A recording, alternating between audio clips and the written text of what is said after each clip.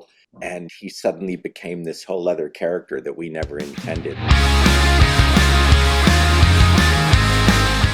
You've worked together for many years. What's your secret to maintaining a strong creative partnership? The restraining order, I think, is really We're not allowed within 20 feet of each other. Why you're in So separate. that helps. That's why he lives over there and I live over here, and we meet in the middle for Disney. I think we are always trying to, we trust each other, and we know that the other person is always trying to make the show better. So, so there's never really any ego wrapped up in us pitching ideas to each other. And, if I pitch something and Swampy doesn't like it, then I know it's not a good pitch, but if I can make Swampy laugh, then it goes in. It's nice to be able to argue and be passionate about the different aspects of the show and those elements, and know that it really is just about making the show better. So we can get extremely animated and very vocal and passionate, but literally when it's lunchtime, it's just like, and you're an idiot if you, oh wait, it's lunch, let's go grab some food. And there's never any feeling that it's personal or anything like that. It's just about making the show better. And that is easy to work with. Well, if you say the other person's an idiot, it's at least a little personal. No, We don't actually call each other idiots.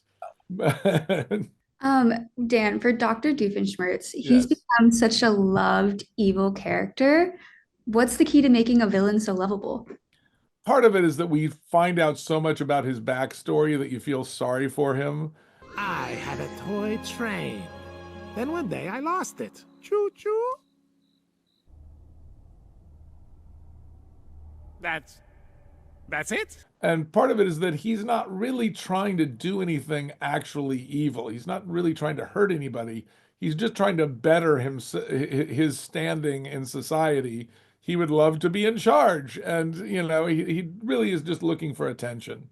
And as long as that maintains his motivation, we made a rule early on that nobody would be motivated by being mean.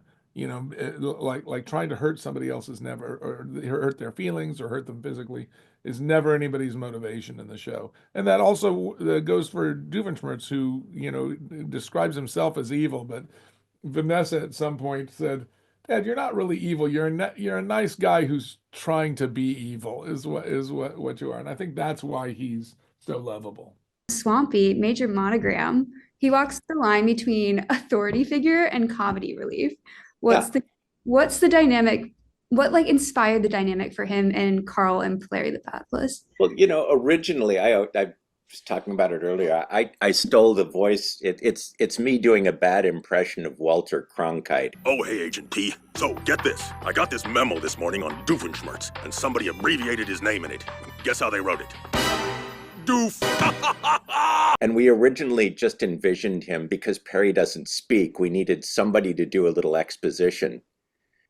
And then the writers sort of took it over and created this whole other world, and Carl, and he suddenly became this whole other character that we never intended. And it's great for me as an actor, because I'm just along for the ride. I get to play with all this stuff I really never imagined doing with the characters. So it's been a blast. I think authority figures are very funny anyway, just because anybody who assumes the mantle of authority, there's some comedy to that right there. Do you guys find yourself improvising in the booth, or do you stay really on script? No, we improvise a lot, and we encourage improvising from the other voice actors. The stuff that you didn't think of is stuff that for at least for me, I end up enjoying the most. When somebody else brings something to it that I didn't imagine, and it really makes me laugh, those little extra dimensions and stuff, and that's the most fun. So I like people playing around in the booth and giving us stuff that we never initially intended. If your characters could cross over into another TV universe, animated or not, which one would they invade with an innator?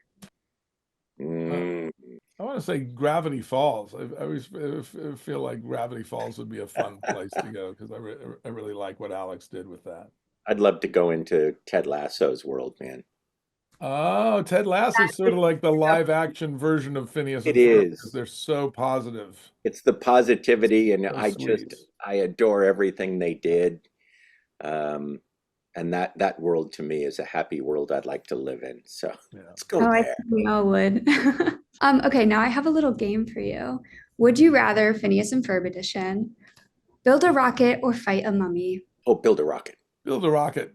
Climb the Eiffel Tower or discover something that doesn't exist? Discover something something. that doesn't exist. Yeah. Give a monkey a shower or surf tidal waves? Surf tidal Surfing wave. tidal waves. Yeah. You guys are on the same page here.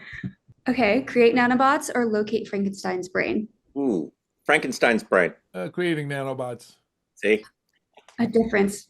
I would find Frankenstein's brain. I just think of all the things you could do with nanobots. They frighten me. Would you rather find a dodo bird or paint a continent? Find a Ooh. dodo bird would be really cool, I think. Yeah. Think of the adventure you get to go on to find the dodo bird. That Yeah. would be awesome. And then would you rather drive your sister insane or watch the new season of Phineas and Ferb? Watch the new season of Phineas and Ferb. Because I don't have a sister anyways.